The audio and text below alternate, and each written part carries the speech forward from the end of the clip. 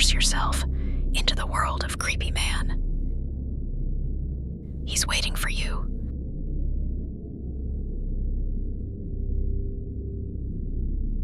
The town of Black Hollow was a quiet and eerie place, nestled in the western countryside, surrounded by misty hills and dense forests. It was home to the Williamson family, Richard, his wife Anna, and their two daughters Emily and Sophie. Emily, the elder one, was 8 years old, while Sophie was just 5. Life was normal until one fateful night when Anna, in a state of panic, left town with her two daughters, abandoning Richard without explanation. Years passed, and Emily, now 25, lived in a bustling city with her mother and younger sister. She always wondered why her father never visited, or why her mother never let her accompany them when they traveled back to Black Hollow. The more she asked, the more Anna avoided the topic. Emily grew resentful, believing her father had abandoned them. One day, Emily decided to visit Black Hollow without informing her mother. She planned to surprise them and finally confront her father. As she arrived, she was met with a shocking reaction from Anna, who, upon seeing her, begged her to leave immediately. Confused and determined, Emily waited at their old home, expecting her father to return. Night fell, and Richard never showed up. Furious and feeling unwanted, she decided to return to the city. Just as she reached the main door, a sudden dizziness overcame her, and she collapsed. Anna and Sophie rushed to her side and carried her to the bed. In her unconscious state, Emily had a terrifying vision. She saw her father standing on the high walls of Black Hollow's ancient fort, staring into the distance. A shadowy figure, resembling a young girl, stood far away. As Richard moved closer, the figure turned around. It was not Emily, but a horrifying, ghostly woman with blood dripping from her skull. Richard gasped in terror and tried to run, but his foot slipped on the old stone and he plunged from the fort wall to his death. Emily jolted awake, screaming her father's name. Beside her, her mother sat hunched, her body trembling. Tears streaked her pale face, her lips parted as if the words she needed to say pained her more than silence ever could. She reached for her, her fingers brushing against her arm, cold and unsteady. Hey friends, in episode 16, Alex never believed in ghosts, until the night he saw a strange ritual from his 15th floor balcony. Drawn by curiosity, he confronted the figures in the woods. They fled, except for one man who placed a chilling curse on him. That night, his world turned into a nightmare.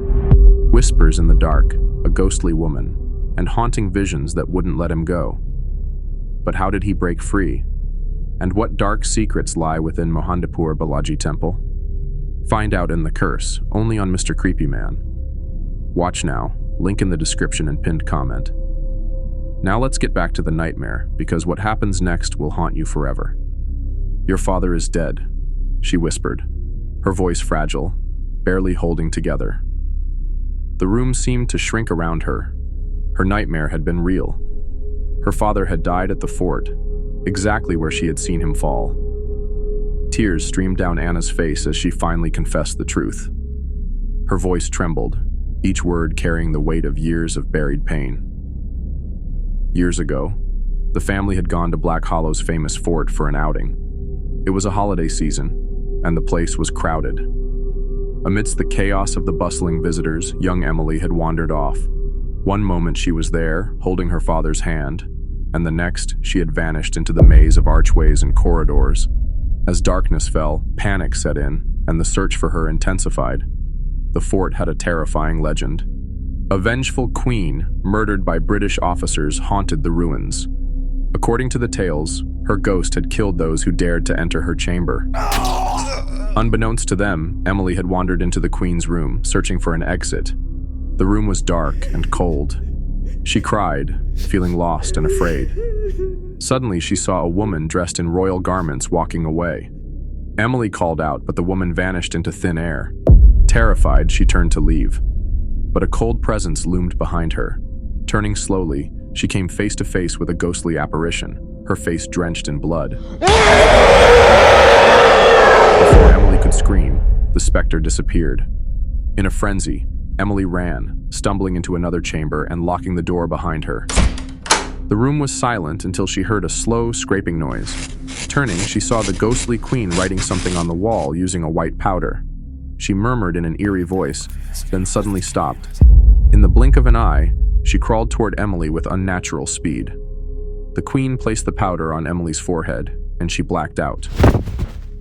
The next morning, the fort guards found Emily lying unconscious outside the fort at the very spot where Richard's body was found years later.